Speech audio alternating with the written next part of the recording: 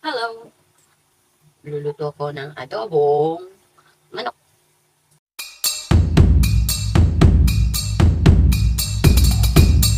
So, hello guys! It's me, Seng from Seng and Kids Vlog.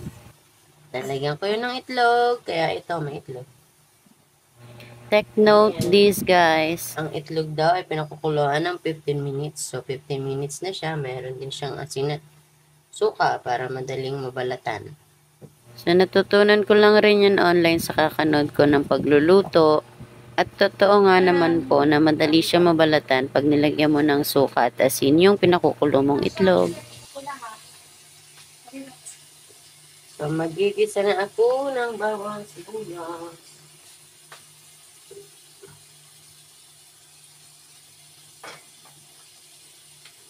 Gagamitin ko ang kawaling binili ko. Ano ba yung...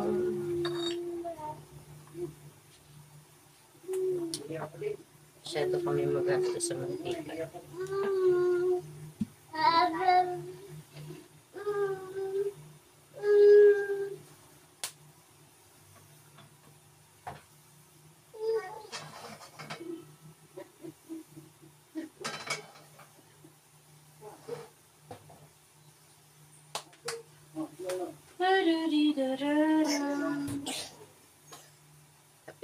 Kape is life talaga.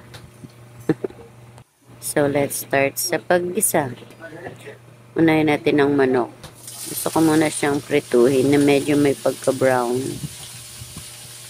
Bago ko gigisa yung bawang at saka sibuyas. This video of cooking, hindi po tayo professional. So, sa mga nanonood ditong mga professional na cooker, pagpasensyahan nyo na ang the way ko pagluto ng aking adobo. Kami naman kakain eh.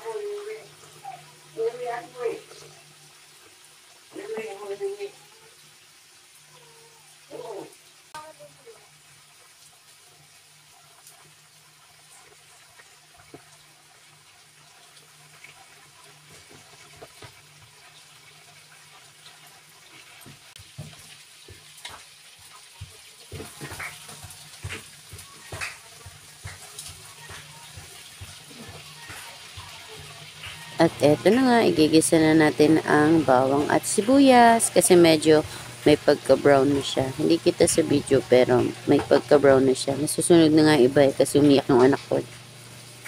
Kaya halo-halo na natin. Ako pag nagigisa, gustong gusto ko talaga yung amoy ng bawang, lalo na yung medyo natutoasted na siya. Tsaka kumakain din ako ng bawang na toasted, lalo na sa mga mani. O kaya naman sinasadya ko, bibili ako ng bawang ay ng mani. Tapos magluluto ako ng bawang. Hinahalo ko sa mani. Masarap eh. Paborito ko yun.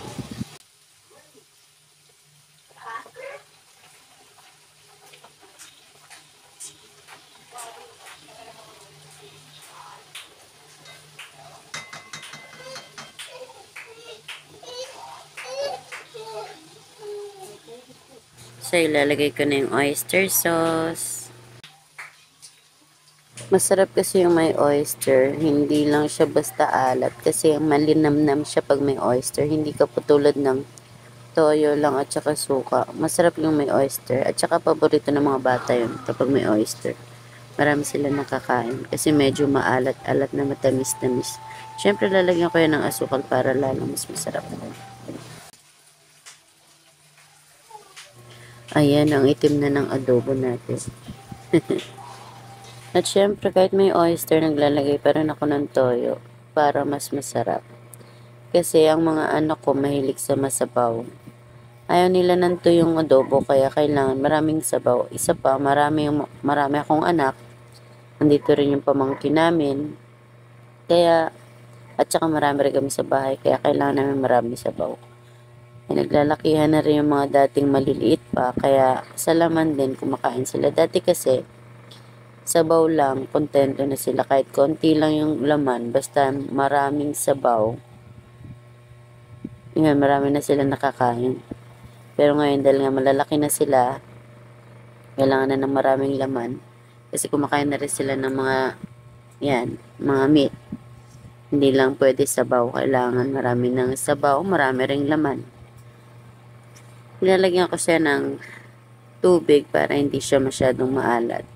Kasi syempre may oyster, may toyo pa, di ba? So naglalagay din ako ng Knorr cube para mas malinam na makukuha yung lasa ng manok. Hindi lang basta alat ng oyster at saka ng toyo.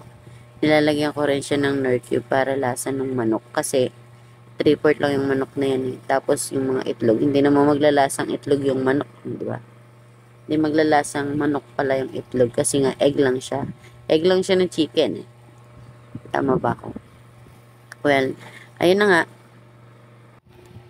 At eto na, lagyan na natin ng paminta. Hininaan ko lang yung apoy kasi umiiyak yung anak ko kanina. Chinek ko lang. At hanggang ngayon, umiiyak pa din. Nag-CR kasi si Pudang, si mother wala. Si ate, ang baby niya meron ding sipon. Nauuso ang sipon at ubo ngayon sa mga bata. Kaya ingat po kayo. Baby ko din nakaraan may sipon at ubo rin yan eh. Ako rin may sipon. Siguro dahil sa panahon yan, sobrang lamig, tapos iinit. Pero ngayon, awa ng Diyos, medyo malamig-lamig na, no? Hindi na masyadong mainit. At ito na nga, pakukuluan ko lang, nilagyan ko na ng paminta at laurel. At habang naghihintay tayong kumulo ang adobo ng kulong-kulo, magbalat naman na tayo ng etlog. Diba? Sabi ko sa inyo guys, totoo nga yung 15 minutes pakulo mo, lalagyan mo ng suka at asin para madali siyang mabalatan. At ito nga, madali lang nababalatan. At dahil tapos na tayo magbalat, ilalagay na natin ng itlog sa kumukulong adobong manok. Isa-isahin para hindi mabasag. Yan, gusto ko kasi para maluto pa yung itlog. Kahit na na-boiled na siya, maluluto pa rin siya habang kumukulo yung adobo. Yan, magkukulay itim na rin siya. Kulay na siya sa adobo. At dahil nalagyan na natin ang itlog, lalagyan na natin ng mga natitira pang pampalasa katulad ng asukal at magic sarap para lalong malasa at masarap ang ating adobo. So dahil nga malapit na rin mag-uwi ng aking mga estudyante, pakukuluin ko na lang to at okay na. Papatay na yung apoy. Saktong-sakto rin dahil malapit na silang umuwi at magsusundo rin ako kay Kuya ko Peter. So guys, thank you for watching. Please like, share, and subscribe my video. Bye-bye!